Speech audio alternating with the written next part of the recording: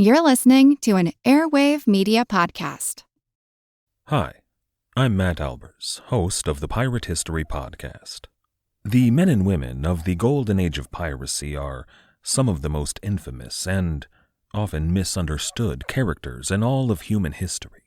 You know their names: Anne Bonny, Henry Avery, Mary Read, Captain Kidd, Blackbeard. But do you know their stories, their real stories? Every week over on the Pirate History Podcast, we examine what made these pirates sail the high seas in search of plunder and adventure and revenge. If you'd like to hear the stories of the real men and women who went on the account and sailed under the black flag, join us on the Pirate History Podcast. Walt Whitman, the great American poet, was dying, and everybody knew it. Ensconced in his Camden, New Jersey home, the national treasure was so famous by 1891 that his every living moment was reported. In 1890, it was reported that he had a bad cold, but by December 1891, it was sounding like a serious situation. Whitman, the New York Times said, had taken a chill and was quite feeble, and apparently restricted in his diet to milk punch and toast. Milk punch popular in the 80s and 1890s. Certainly when one was in an ill condition, the milk was good for the system, nutrition and the like, and tolerated by the stomach. The liquor, it was thought, helped to boost the immune system. The days of the good gray poet were numbered. In one article, the New York Times said he may die in 48 hours, so the paper wrote. 48 hours passed, but the news was still gloomy. Not even his brother, who called on the house, was allowed to see him in. His presence at the house was announced to Walt, who sent his love down. Christmas 1891, a gift for America. Whitman was feeling a little better. So doctors say he would be good to last at least a few more days, and he even ate a few oysters. The poet who had confounded America with his modern style when he started was by now in the 1890s the poetry that was the norm, the way poetry should be written. I sing the body electric. The armies of those I love engirth me, and I engirth them. They will not let me off till I go with them, respond to them, and describe them and charge them with the charge of the soul.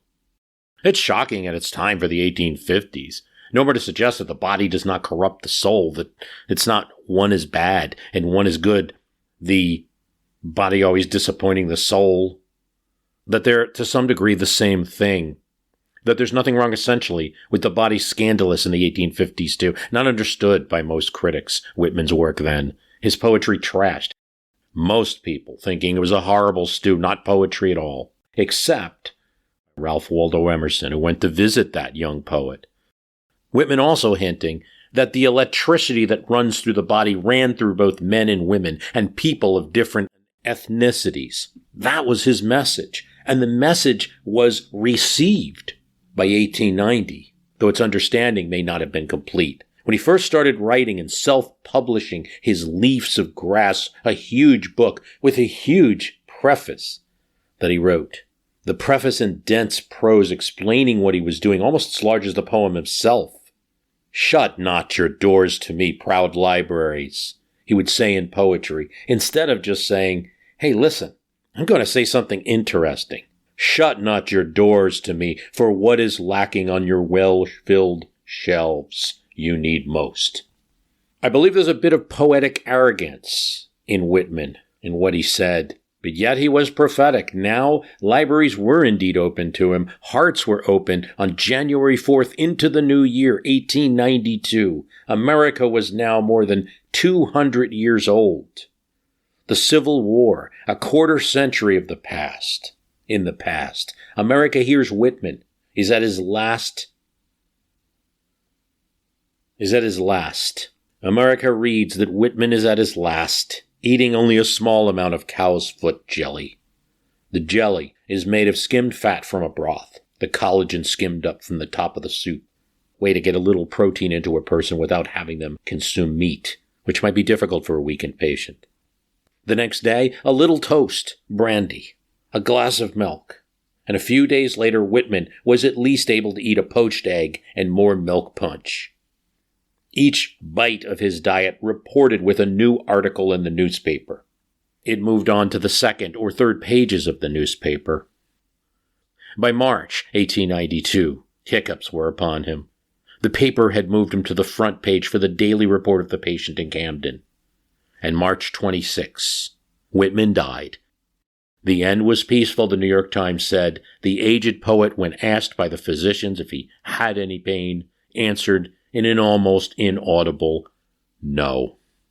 Whitman belonged to the ages, but was now closer to current style, as was a new strange voice, a woman who had died 6 years before Whitman did, a recluse, unlike Whitman, in a small New England town, where she was known to wear white and to write letters and poetry really known only to her sister and acquaintances. A friend of her brother called her the Myth. Did she even exist at all? But she did, and when Emily Dickinson died, she told her sister Lavinia to burn all of her letters, which her sister loyally did. She didn't say anything about the poems, and the family knew that Dickinson had written a few poems. 10 of them were published during her lifetime in small newspapers. They were not prepared for what they found. Her sister found 1,800 poems. Delight becomes pictorial when viewed through pain, more fair because it's possible that any gain. The mountain at a great distance in amber lies. Approached, the amber flits a little, and that's the sky. And a poem is examining the difference between pleasure and pain. It's written in a weird rhythm. I probably didn't even do it justice, but it nonetheless would have sounded odd to the ears of the 19th century, but odd perhaps in a good way. Well, striking, because this poem, Dickinson poems, became very popular at this particular time. She's saying that when in pain, delight is not felt very well, but it's seen like you're looking at a painting, at a distant landscape, something that you long for, but it's far away. The amber in the mountain is the flint of the sky. It's not part of the mountain, really. Dickinson collected paintings where many artists would paint the mountains in Massachusetts, near where she lived, and paint them with an amber glow. In some ways, it might be odd to say that Dickinson is part of the 1890s. She didn't live during the 1890s. She was already dead. She wrote most of her poems the 2 decades before. This is when she became part of the American imagination, and in a big way. This is when she became known by more than just a few relatives in a small Massachusetts town. And this decade would see other inventions. Many voices would be brought to the fore, providing tension to the American status quo. It would be a decade that would see the invention of very crude radio, the perfection of telephone technology, the acceptance of electricity, and the production of the automobile, the ubiquity of the bicycle, and many attempts to put wings on them. Many attempts to get man in flight, most of which brought men down sooner than they planned. Sometimes to horrible effects. Germans during this decade would launch the first airship, the Zeppelin, and the same country would develop the aspirin product, the pain reliever still used today. American troops, in the same century that they quibbled over even leaving the border into Canada, would be fighting in the jungle in an Asian country in the Pacific on the opposite side of the globe. A pharmacist would come out with a product known as Pepsi Cola. Spain would leave Cuba, something very significant at the time, because for 400 years the Spanish had been there since Columbus. Many thought it was a terrific achievement that a European power had left the Caribbean. Others doubted that a democracy should be involved in that kind of business. New York City would triple in size in this decade, annexing Brooklyn, Queens, Bronx, and Staten Island, all then separate parts of New York State, now in one amalgamated city. It was already the largest in the country. Now it was uncatchable. Marconi would send wireless messages across the Atlantic in this decade. Gold would be discovered in faraway Alaska, and Americans would get there any way they could, with pickaxes, to earn the fortune in an icy land that we owned, but didn't acknowledge much before that. Antarctica, its outer islands, and then its surface would be touched in this decade. Newsboys in New York would go on strike for better wages. The first counter to the trend of child labor, and one taken by the actors themselves, the children themselves. America would declare its frontier closed, but not without several violent incidents in its west. It would enlarge its navy from the 13th in the world to the 2nd. It would develop 62 million. It would develop a mechanical counting system, a mechanical computer, you might say, to run its census and grow in that census from 62 million to 76 million persons in a decade. The United Kingdom, from which America won its independence, at a mere 30 million at this time. Some call this period the gay 90s, a term that wouldn't have been on anyone's tongue at the time. It came later. Some called it the Mauve Decade. That, again, is in a book later.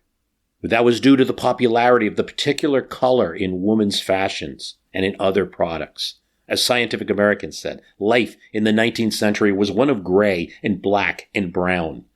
Purple was merely the stuff of legend, until a chemist, Parker, in the 1850s discovered that manipulating coal tar, you could make a dye called mauvine. It would soon become a trend in Europe, and by the 1890s, America was caught in that trend. It was extremely popular.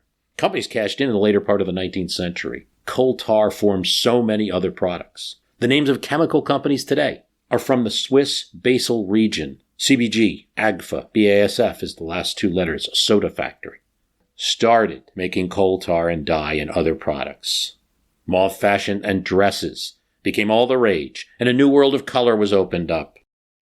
Women's fashions change. Shoulder enhancement, addition to the dresses to make shoulders more prominent, and then gradually, halfway through the decade, slimming down those shoulder appendages, culminating in a modern archetype known as the Gibson girl, a flawlessly beautiful woman with flowing and voluminous hair, slender, with a nip waist, wearing a shirtwaist that was tailor-made in an hourglass fashion, very long dress, then a shoulder dress, almost a V formation. The Gibson girl was active, played sports, and was confident. She was the creation of Charles Dana Gibson, who based it on his wife. For men, dress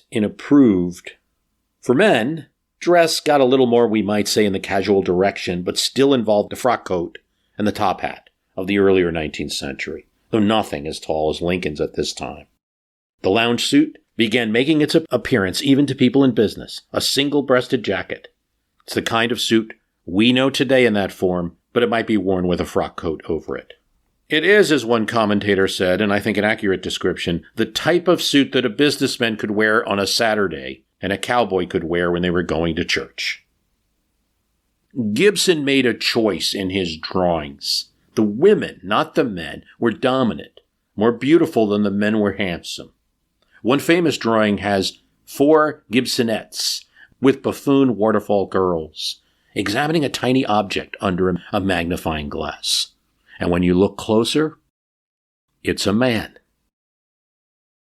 This is Gibson. He says there isn't a Gibson girl, but there are many thousands of American girls. And for that, Gibson says, let us all thank God that they are beyond the loveliest of the other sex in the United States.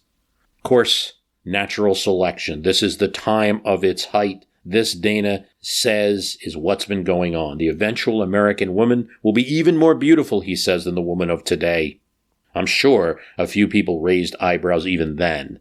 But there is something to it. The Gibson girls were just not objects. Certainly they're objects of Dana's pen. He'd keep doing this for 30 years, in fact. Gibson girls start in the 1890s, but go well into the 1900s and the 19-teens. Harper's Weekly, Scribner's, Collier's, everybody wanted Dana Gibson. When Charles Dana Gibson was not writing, when he was off work and he was thirsty, he'd ask the bartender for a martini. But instead of an olive, he'd ask for a pickled onion. That may be why we call the Gibson cocktail the name today.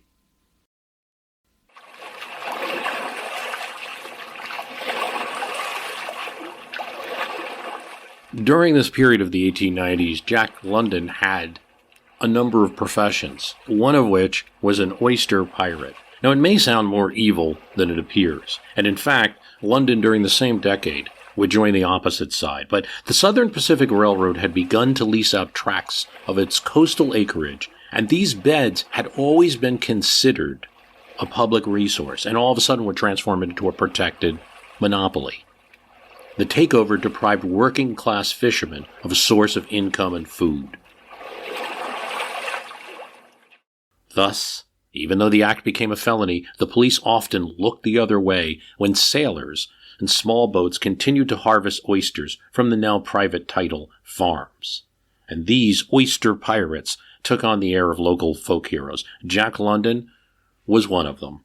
He borrowed money to purchase a small sloop, the Razzle Dazzle, and quickly began his pirating operation. Under the cover of darkness, he would stealthily pilot the sloop into shallow water along the bay's coastline.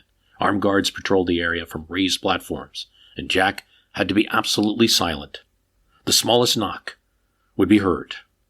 Jack would nose the boat onto shore near an oyster bed, and then he and his partner would climb out into the tidal flat, wade into the thick mud, and fill sack after sack full of oysters.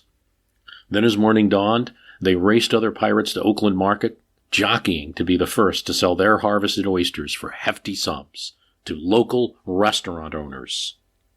The restaurant owners just wanted good oysters at a good price and didn't ask questions. He was making more money in a week than he could in a whole month working at a factory or cannery. Even the other pirates called Jack Prince of the Oyster Pirates. And being that they were in a profession that wasn't ordained by the law, these were some rough people, but Jack could be rough right along with them. He was full of grit and brass. He started running with gangs, going out gambling and other things. But eventually, Jack started seeing that this wasn't so good. He was either going to get into a life of crime, the next step above oyster pirate would be really getting involved in petty theft and beating up people and things like that. So he decided to go the opposite direction. Switching sides, trading in for a badge, and working for the California Fish Patrol. So London was hired. Hey, you're a good pirate? Why don't you catch the people? His job was much like a game warden and involved arresting waterborne lawbreakers. Despite his youthful desire to live wild and loose, he had a counterstreak, the greatly respected law, the necessity of it. And he found catching people breaking the law just as much fun as breaking it. But eventually, he couldn't resist. There were a gang of teenage hobos skinny dipping, and he decided to take off with them on a tramping journey. He left California for the first time and traveled by foot and rail all the way to the Sierra Nevadas. So much for Jack London's career in law enforcement. It would soon become a career in writing. He's going to get caught up in the late 1890s craze of gold mining in Alaska. He doesn't get any gold, but he gets some great stories. And his published stories, To Build a Fire, Call of the Wild, will give him a writing career that makes him known till today.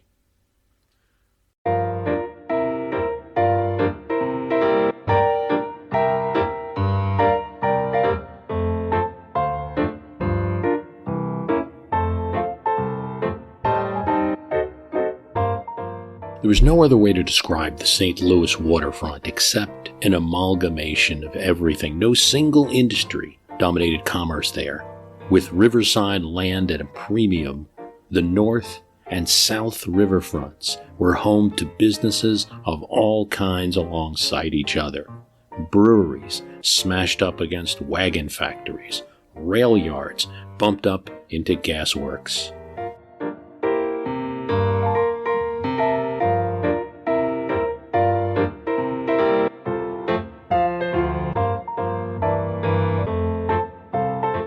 Stove manufacturers shared space with sugar refineries. Networks of railroads, and trolley lines snaked through all of St. Louis. And across the river in East St. Louis, stockyards, meatpacking plants, train yards were turning once empty fields on the riverbank into a mirror of St. Louis's crowded conditions. The waterfront beamed with industry. The city workhouse since 1853 supplied crushed limestone needed to create paved city streets. The ones who did the work, male and female inmates. crushing limestone and hauling building blocks. Lemp and Anheuser-Busch's breweries produced lager beer. To make it, you needed cold. Then and now, the cold lager stored in basements is free of particles. A row of ice houses on the river could store more than 5,000 tons of ice for this purpose. Banner buggies on River Street produced so many buggies for horse and buggies around the nation that 100,000 banner buggies were in use, it was said, throughout America. When cars came to replace those buggies, no problem. Banner Buggies merges with Chevrolet and eventually built cars out of this St. Louis plant. The St. Louis Gas Company provided light to the city, and St. Louis spanned with several miles of rectangle blocks. The St. Louis Shot Tower towered over the houses and tenements in the north of the city. It was 175 feet tall. Workers poured molten lead down its tower into a copper sieve. The tower would cool the lead and produce superior buckshot into a cooling pool of water. The St. Louis grain elevator on the waterfront produced 2 million pounds of grain per hour. The sugar refinery was the largest in the United States.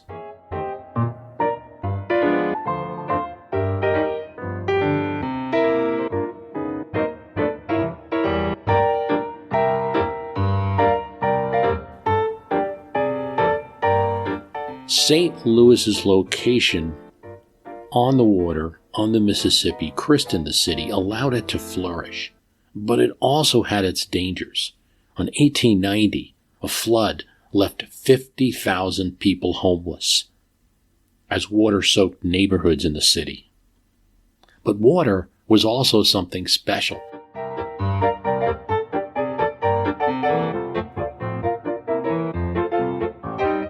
St. Louis water at this time, in the 1890s, if a visitor came to St. Louis and asked for a glass of water, they'd get a shock.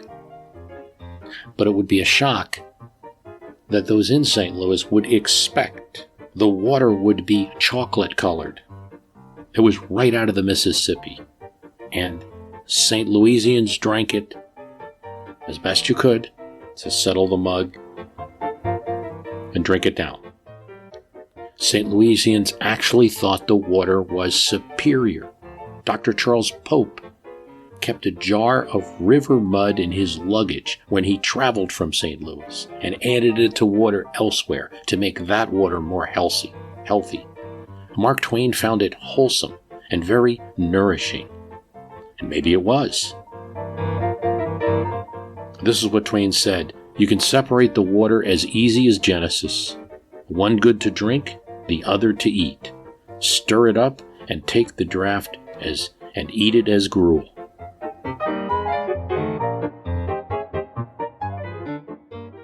Whether the water was good or not, it would soon, in the early 1900s, get polluted because Chicago would start sending its wastewater downstream. One city's growth was another city's problem. The National Association of Women's Suffrage is founded. Elizabeth Cady Stanton is at its head. Wyoming enters the Union in this decade as a state thanks to Congress and Benjamin Harrison's pen. It already has women's suffrage as a territory. It carries that over as a state and becomes the first state with women's suffrage. There'll be more in this decade. The labor organization, the American Federation of Labor, supports the cause of women's suffrage. They try, and a united effort in South Dakota is attempted, but are unsuccessful. Not so in Colorado. There they adopt women's suffrage in 1893. And then 600,000 signatures are brought to New York's legislature in Albany in 1893, again to no avail. Not yet. It'll take another 2 decades for New York to get it. Utah has suffrage as a territory, and it enters the Union in 1896. Idaho adopts it in the same year. In this decade, the movement will not reach a successful conclusion, but there's no turning back. The decade began with the country focused on one particular woman, Nellie Bly. She was a female journalist. She had earned fame for her excellent writing, but also for her stories that exposed the insane asylum. And she herself put herself into one, and then wrote about what that experience was like. That attracted a lot of attention. She had read Jules Verne's book, Around the World in 80 Days, and wanted to beat that record. She traveled to England by steamship from Hoboken, New Jersey, then to France, then across the Suez Canal to India, to Singapore, to Hong Kong. She sends progress reports through telegraphs all along the way, and the country cannot get enough of Nellie Bly. Newspapers ask their readers to guess, where in the world is Nellie Bly at this time? What's her exact location? Steamships and railroads helped her to make this journey. She visits a leper colony in China, sails across the Pacific, and then in San Francisco gets in a special private train to take her across the country and back to Hoboken, New Jersey. It is 72 days after she left. She's back around the world and then back in that same town. So she's now setting a record for being the first woman to travel across the globe, but it also is really the first person to travel across the globe in less than 80 days. And it's a record. But Bly wasn't done. She'd develop a patent for a new type of milk. She'd run her husband's milk company after his death and continue to fight for women's suffrage. In World War I, she'd become a journalist again. She covered the war. Hi, I'm Matt Albers, host of the Pirate History Podcast. The men and women of the golden age of piracy are some of the most infamous and often misunderstood characters in all of human history. You know their names: Captain Morgan, Anne Bonny, Henry Avery, Mary Read, Captain Kidd, Blackbeard. But do you know their stories, their real stories? Every week over on the Pirate History Podcast, we explore the real lives of these pirates. We examine what made these pirates sail the high seas in search of plunder and adventure and revenge. The real stories are a lot more complex and a lot more interesting than the stories most of us have been told. If you'd like to hear the stories of the real men and women who went on the account and sailed under the black flag, join us on the Pirate History Podcast. Hutchinson, Minnesota had some problems. For the adults of Hutchinson, the problem was the teenagers. They kept sneaking off at night to empty barns where they'd, brace yourself, dance. Who knew what sort of sin and heavy petting and French literature these barn dances might lead to? No, the adults of Hutchinson, Minnesota did not approve. And neither, it seemed, did the devil. One summer night, Satan himself suddenly appeared in the middle of the dance floor, and the debauched teens ran in fear. He showed up at the next dance, too. For a few months, it seemed like you couldn't go to a late-night barn dance in Hutchinson without getting chased out by the devil, pitchfork in tow. Until one night, when a 14-year-old boy had the good sense to shoot him in the chest. At which point the devil was revealed, Scooby-Doo style but bloodier, to be the local Methodist minister, dressed in a costume and flown in from the roof by rope and pulley.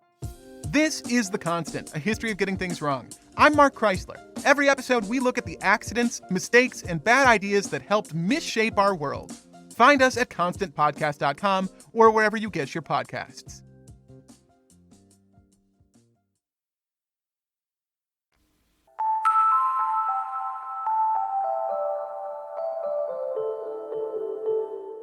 Looking back at my childhood, I am aware of the many things that happened outside our town that figured into our life.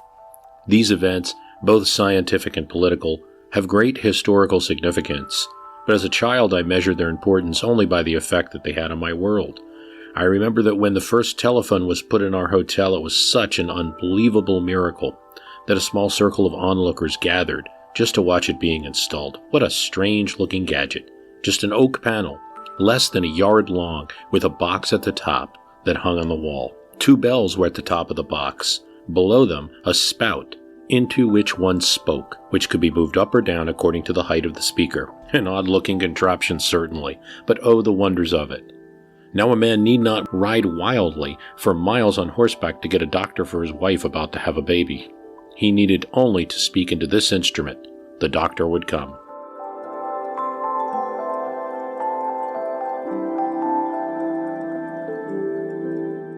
This is from As I Remember It, Irene Merrill Mason, growing up in 1890's Iowa.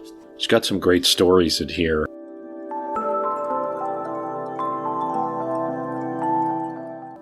It was an exciting day when I stood at the curb beside my mother and watched our town boys march off to the Spanish-American War.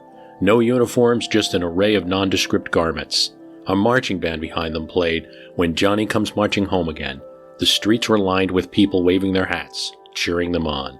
But there were mothers there too, with tears in their eye.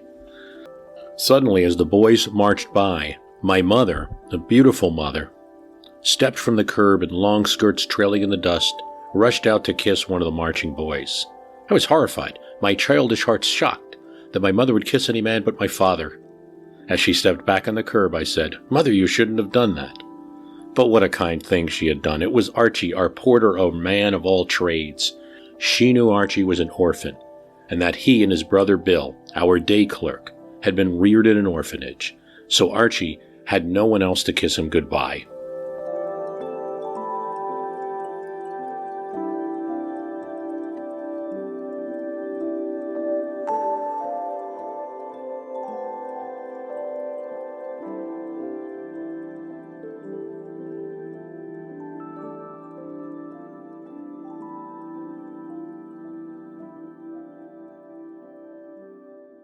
The war was short with few casualties. Within months, the band had played When Johnny Comes Marching Home, was playing tunes to welcome them back. Of the 400,000 volunteers, no conscription then, 379 died on the battlefield or of mortal wounds. Our big losses resulted from lack of sanitation. Archie was one of those lucky ones. He came home. Americans were seeing more of the world and traveling more. Their fathers and mothers and grandfathers and grandmothers perhaps hadn't left their own town or city, their little region, maybe a short train ride. But now the citizens of the New World were visiting that old world and the other continents. By 1900, 100,000 Americans had gone to Europe. People would record their travel to writers because it was so exciting. Walt Whitman's Diary to Canada was recorded. John Hay, Mark Twain, Edith Wharton, Ambrose Bierce, Jack London, Booth Tarkington are among the people who would be writing about their travels. Mark Twain's Following the Equator, A Journey Around the World, was a rambling book that talks about a trip from New York to British Columbia, to Hawaii, Sydney, Fiji, Tasmania, Ceylon, now Sri Lanka, Mozambique, Afghanistan. It's not just a travelogue. Twain is against British colonial policies, the treatment of average people, and he lets the reader know it. Yet it has some great images. Here's Twain on Calcutta, India. When we reached the city and glanced down the chief avenue, smoldering in its crushed strawberry tint, those splendid effects were repeated for every balcony and every fanciful birdcage of a snuggery counter sunk in the house fronts. And all the long lines of roofs were crowded with people, and each crowd was an explosion of brilliant color. Then the wide street itself, away down and down and down into the distance, was alive with gorgeously clothed people, not still, but moving, swaying, drifting, eddying, a delirious display of all colors and all shades of color. Delicate, lovely, pale, soft, strong, stunning, vivid, brilliant, a sort of storm of sweet pea blossoms passing on the wings of a hurricane. Another popular author was Richard Harding Davis, author star of the 1890s, kind of author celebrity. Here's him writing about Paris in an 1895 book, relating it to Americans. The man who goes to Paris for a summer must be a very misanthropic and churlish individual. If he tires of the boulevards in that short period, there is no place so amusing for the stranger as one of these same boulevards. But to the Parisian, what a bore it must become. That is, what a bore it would be for anyone, save a Parisian. He can have his heart's desire. He need only walk the boulevards for a week, and he will be recognized as a boulevardier. It is a cheap notoriety, purchased at the expense of the easy exercise of walking, and the cost of some few glasses of Bock, with a few cents to the waiter. There was a party of men and women from New York sitting in front of the Café des Pots one night after the opera, and enjoying themselves very much, until one of them suggested they're doing the same thing the next month at home. We will take our chairs and sit at the corner of 26th Street and Broadway at 12 o'clock at night and drink Bock beer. The idea was so impossible that the party promptly broke up, and went to their hotels. In Richard Harding Davis's work about Paris, you just see the difference between America at the time, maybe Victorian, and what's going on in Paris, where, now you might walk down the street in New York and see a sidewalk cafe, really emulating the French design, I guess, in some way, but then it was kind of impossible. The best of the boulevards is that the people sitting on their sidewalks and the heavy green trees and the bare heads of so many of the women make one feel how much out of doors he is, as no other street or city does, and what a folly it is to waste time within walls. I do not think we appreciate how much we owe to the women in Paris who go without bonnets. They give to the city so homelike and friendly an air, as though every woman knew every other woman so well that she did not mind running across the street to gossip with her neighbor without the formality of a head covering. Americans were not just traveling. They were starting to marry into the old world too. Money-loaded robber barons and their wives made happy travelers. But 500 marriages linked American millionaires with European aristocrats in the 1890s. Overall, it cost the United States, or some people in the United States, $500 million in dowries. Consuelo Vanderbilt, Pauline Whitney were some of the rich Americans married to aristocrats in Europe. And notably, Julia Grant, daughter to the now deceased president, marries a Russian prince in 1899. This has been some of the positive things about the decade we speak of, but the 1890s would be full of strife. A catastrophic depression, unemployed millions, many wandering the country, and there was no safety net for them, no benefit system. The Amalgamated Iron and Steel Workers set off in a labor dispute with Carnegie Steel, particularly about the plant in Homestead, Pennsylvania. It wasn't just about money, it was about working hours and workload levels. It was about lowering the work speed to a level of safety. That was an anathema to Carnegie Steel Company. They could tolerate, or had tolerated, that these workers had bound together in a union and could sit together at a table and listen to them collectively bargain about perhaps how much they were paid. Okay, the workers wanted one person to talk instead of 3,000. Fine, Carnegie Steel, we'll hear them out. We can say no to one or no to 3,000. They were not interested in giving away too much and not interested in talking about things that didn't have anything to do with what they would normally negotiate with a worker, which was their wages. Frick, the manager of Carnegie Steel, says, how about a 22% decrease? That's where he wants to start his negotiations with this union. How about a 22% decrease? It wasn't a negotiation. Carnegie, Frick were out to break the union. Carnegie says to Frick in a letter, in case it's not clear, the firm has decided that workers will be non-union by the end of the year. And as we discussed on a previous podcast, Carnegie had made all kinds of positive statements in general, Carnegie the person, about unions. But Carnegie the business leader didn't want him in his shop. So when the last agreement with the union expired, Frick locks the doors, locks the workers out of a mill, and surrounds the mill with barbed wire. Around the factory, snipers are set up. Where workers would come to be employed, this was their workplace. Now it looked like an armed fortress. Fort Frick is what the workers called it. All 3,800 Homestead unionized workers were then fired, and scabs were brought in. It added not only to labor tensions, but also to racial tensions, because some of these scab workers were African Americans brought in from the South. Not only that, 300 Pinkerton detectives, really guards, soldiers, were hired to keep orders. But at Homestead, before they could get there, the workers knew that the Pinkertons were going to arrive most logically by boat up the river, and thousands of workers arrived at the docks, preventing the Pinkertons from landing. When eventually Pinkerton guards tried to get out, the workers and the guards began exchanging fire. The Pinkerton guards surrendered to the workers and were allowed to escape, only to go to the local prison and then sent on a train away. The workers had won. They soon occupied and took over the steel mill. That was until the Pennsylvania governor set in motion 8,500 soldiers, and a week later, the soldiers secured the plant and brought in the scabs. Workers got sympathy from the public for the Homestead strike for the most part, until an anarchist who was not even in the union tried to assassinate Frick.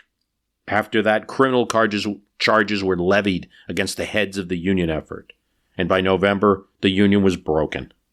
12-hour days were established and reduced wages. The Battle of Homestead, in a town near Pittsburgh, Pennsylvania, was one of many such battles in the 80s and 90s. Many labor struggles, probably culminating in the ultimate Pullman car strike, which involved all the railroads heading into Chicago and shut that city down for a time. In New Orleans, there was a general Teamster strike.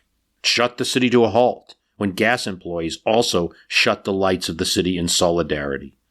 A similar strike in Buffalo, where switchmen struck the railroad for a 10-hour workday. All of this in 1892.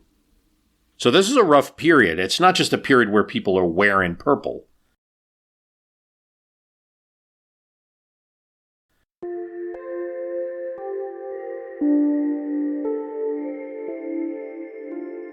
We have viral memes today, and some of them are unstoppable. As I'm writing this to you, there's this thing going around, and as I was initially writing this, some of the scrapbook for this cast, it was around the time the meme was going around with Bernie Sanders sitting in a chair at the inauguration of President Biden with his mittens, and people putting him in all sorts of other, poses and things like that.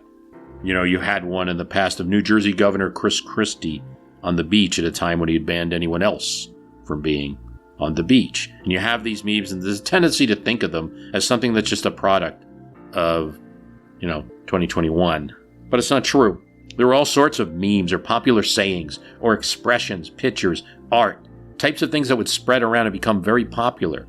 In 1895, the most successful of the kind, just like, "Where's the beef?" or "Wasabi," or "Whoop, there it is," or whatever phrase you want to think about in relatively modern times.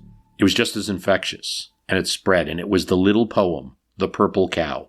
And it just goes like this. I never saw a purple cow. I never hoped to see one, but I can tell you anyhow, I'd rather see than be one. That's it. This was published in a little magazine with 3,000 circulation called The Lark. It was supposed to be a joke. What kind of poem is this? It's a problem of nonsense about something that doesn't exist yet.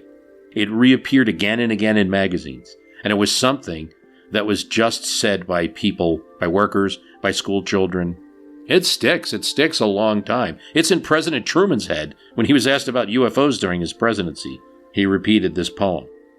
I never saw a purple cow. I never hoped to see one, but I can tell you anyhow, I'd rather see than be one. That's how influential this poem had been in the 1890s.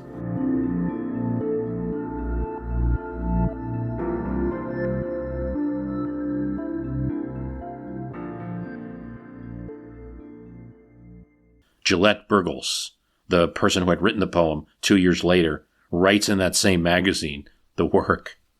Oh, yes, I wrote The Purple Cow. I'm sorry now I wrote it, but I can tell you anyhow. I'll kill you if you quote it. Another fad was The Beautiful Joe. It was a book. It was a story about a dog, and it's told from the dog's point of view.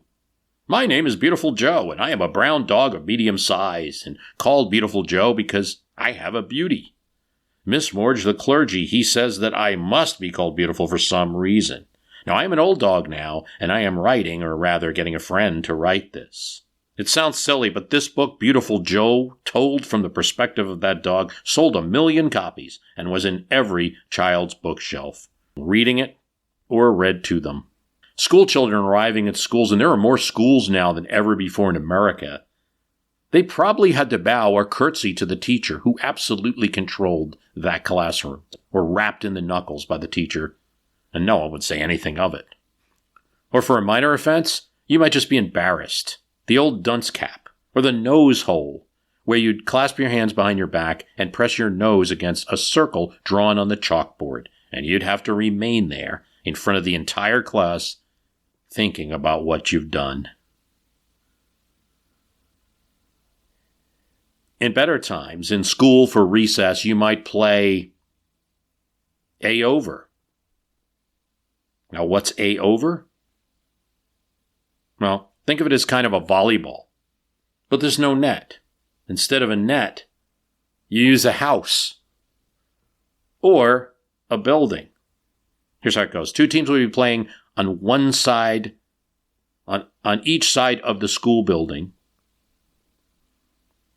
Toss a ball over and say, "A over," as they serve. It was up for the other team to return the ball. A over. Now, we said this was close to volleyball, right? They wouldn't know volleyball because volleyball would just be invented in this decade. A Massachusetts phys ed instructor looking for a way to get some energy out of the kids during a rainy season, wanting to keep his players active and find some game to play, developed the game of basketball using a soccer ball, which looks something like today's basketball. Then if it was an associated football or soccer ball, was brown. Then the associated football ball was brown. Had a leather look. It was something like a basketball today. You could dribble it. And eventually, a few years, developed the rule that you couldn't double dribble. And they would use peach baskets. Great way to reuse something. And the team scoring the ball in the basket the most times, under a rigorous defense, would win the game. Good morning to you. Good morning to you. It's 1893, October 16th, when American sisters Patty Hill and Mildred J. Hill copyright their book, Song Stories for the Kindergarten, including a song, Good Morning to All. And the melody that goes like that, Good Morning to You, is later adapted, without any authorization from the Hills, by Robert Coleman as Good Morning to You, with the second stanza containing the words, To Happy Birthday to You, which we know now as that song. The original Hill Sisters song went, Good morning to you, good morning to you, good morning, dear children, good morning to all. Not only were the Hill Sisters able to successfully engage in a copyright lawsuit in 1934 and earn money, that Happy Birthday song has actually been under copyright for some time, just recently expired. All the rage in 1890 was the Turkish couch. After an exhibition in America, it became famous. Average Americans, in their house of somewhat modest means, started seeking out Turkish couches and carpets. Your mom might keep it in one corner, and you might be using it while you're playing a game with your family. Games were quite frequent. Chinese checkers, very common. A chess variant named Kriegsfeld, which is German for war game, where it's chess with a variant. The players cannot see the opponent's pieces. And how do you do it? Well, there's no computers, and there are, computer versions of Kriegsfeld you could play now, but you would have three boards. One player, board for the second player, and then in the middle, an umpire who sees the whole boards and tells player if their move is legal or not and what happened to their pieces. It's like chess, with the fog of war introduced. The game of playing department store, that is the title of the game. The game of playing department store was another popular board game. It had a board with all sorts of products, luggage, handbags, thimbles, candy, flowers, toys, even canaries, and an elephant. The players would pull a card showing the amount of money they could spend, and a counter showing a department. The player could then choose an item of the value they had purchased and put their counter on top of it. The team at the end with the most products covered would win the game of shopping. This was towards the end of the decade of the 1890s, when having money in your pocket might be something people could understand more than in the beginning, when the nation was in absolute depression. But perhaps the most truly popular game involved crime fighting. Rival Policemen, the board game, was a craze. It involved competing teams of police that were struggling to capture the most wanted felons, chasing them around the board. Now that sounds silly today. Why would a city have competing teams of police? Crazy. The board showed various areas of the city, park squares, city buildings of City Hall, and two police departments chasing their felons through the board, trying to score the most captures. The game is based on the actual situation in New York City, where there are state police and city police and they are bickering about who would offer police protection and catch the most criminals. In the beginning of the decade, and in the real world, a force to be reckoned with in policing was a rapidly rising politician, Theodore Roosevelt, one of many commissioners of the New York City Police, but you hardly knew he was one of many because he was getting all the quotes in the newspaper, all the press, all the attention. It seemed that he was policing New York City himself, Roosevelt. Certainly, he was going out at night with undeniable energy and watching as various police were not at their correct stations or sleeping on the job. He was waking them up. It must have been the surprise of their life to be shaken and woken up by the commissioner. One of Theodore Roosevelt's initiatives during this time, which was difficult but a challenge for him, was enforcing New York City's on-the-books requirement of no selling of liquor on Sundays. This was very unpopular, not only because there were many saloons in the city, not only because there was a German-American population that saw beer drinking as part of their normal, even their family life, but also because many cops were on the take or derived income from allowing bars and restaurants to ignore this rule on the books. Theodore Roosevelt was most interested in discontinuing that status quo. Here's what Edmund Morris says of him and the rise of Theodore Roosevelt. Roosevelt was not the first authority to invoke the law that year. Ex-Police Chief Burns, for example, had arrested a record 334 saloon keepers on one Sunday in January. But as Roosevelt pointed out, his victims had been chosen carefully. The law was enforced with corrupt discrimination. Burns would never have permitted the booking of a King Callahan. Now everybody was arrested alike. And as Roosevelt said, I took special pains to see that the big men, the bosses, and the men with political influence were treated like everyone else. As a result, June 30th, 1895 was voted the driest Sunday in 7 years. 97% of the city's watering holes were closed, slowing to a trickle. The normal Sunday flow of 3 million glass bottles of beer, boats seemed to be everywhere, waving aside bribes with loathing and writing out summonses for the slightest sign of resistance. Some enterprising saloon keeper sought to evade the law by serving meals with their drinks in the form of token sandwiches. These were placed on barroom tables with the tacit understanding that they were for display purposes only, and left to curl up at edges, while patrons would wash them down with liquor. That's a very interesting point, because that particular thing in the COVID year of 2020 came back a bit, right? You had in New York City strict restrictions about bars being closed, but you did have this sort of token food that some of them tried to offer.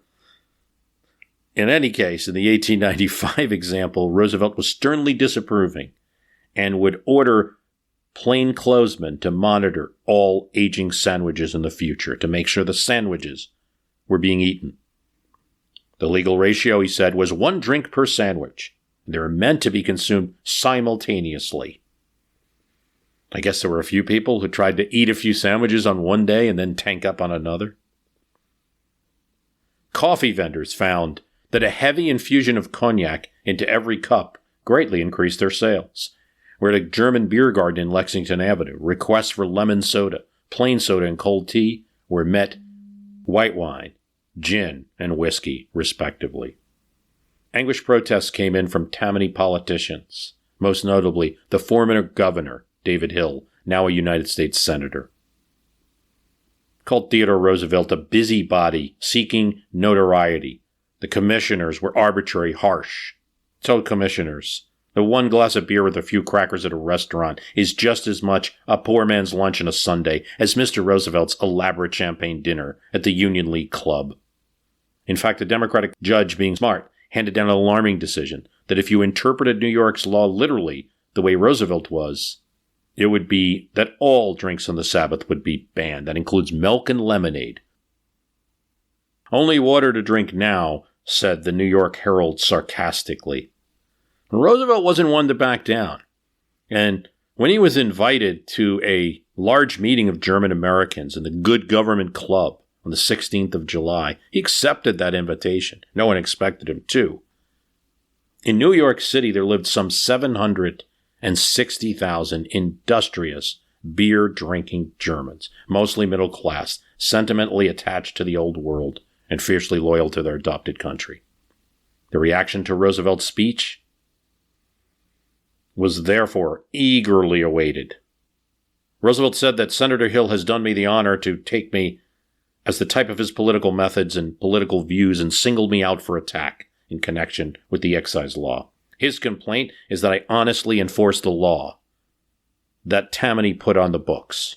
It is natural that he and Tammany should grow wild with anger at the honest enforcement of law, for it was a law that was intended to be the most potent weapon in keeping the saloon subservient allies to Tammany Hall. So Roosevelt's saying it's not just to stop people drinking, he's taking on corruption. Yet the newspapers, the World and the Herald of New York, devoted page after page to Teddy's folly, characterized him as a spirited Dutchman, bent on driving the innocent citizens out of New Amsterdam. But Roosevelt gained national prestige, at odds with his unpopularity in New York City. The whole country, it seemed, was talking about Theodore Roosevelt one way or the other, and he was successful. It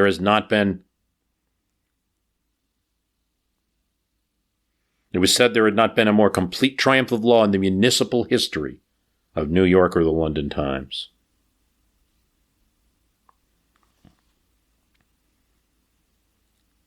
He closed the saloons and got large crowds of poor people to respect him for it. That's what the London Times says. Mayor Strong of New York, William Strong, would join many people who had hired Roosevelt and then started to chafe at his subordinate under him.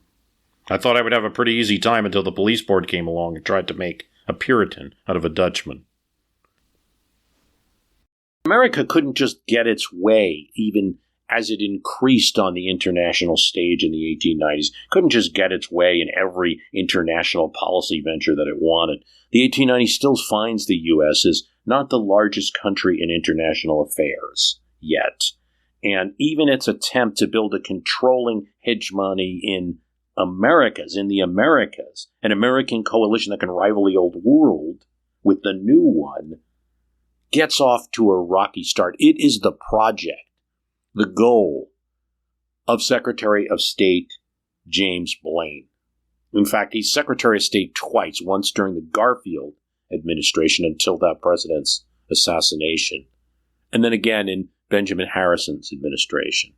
He tries the first time in the 1880s to get this done, cannot get all the countries together. He tries again in the early 1890s, and there is a meeting of 26 delegates from 13 countries. The United States has kind of in its pocket at this time Mexico. The authoritarian ruler of Mexico, Porfirio Diaz, is closely allied with business interests in the United States. But other nations were not so pro-U.S.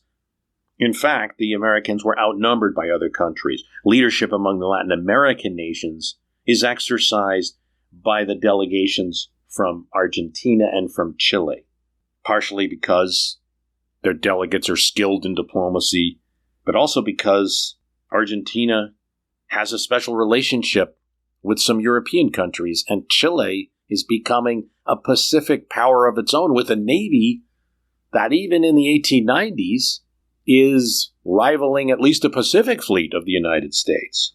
So the first thing that happens is Blaine wants to be the chair of this great international conference as the U.S. Secretary of State, and he's denied it. Now, it's done on a technical issue that Blaine was technically not a delegate to this conference. What Blaine is looking for in the Conference of the Americas is to have an arbitration procedure for disputes between nations. But the Argentinians object that the United States was seeking hegemonic arbitration, which they probably were. There's also tension over the question of whether military conquest could result in the acquisition of sovereignty after a war. This is not just a theoretical concern. Chile had beaten Peru and Bolivia in a War of the Pacific in 1879 to 1881 and acquired territory via this. The conference failed to reach agreement on many points and failed to reach agreement on the establishment of an effective customs union but there were some agreements on commercial and trade matters.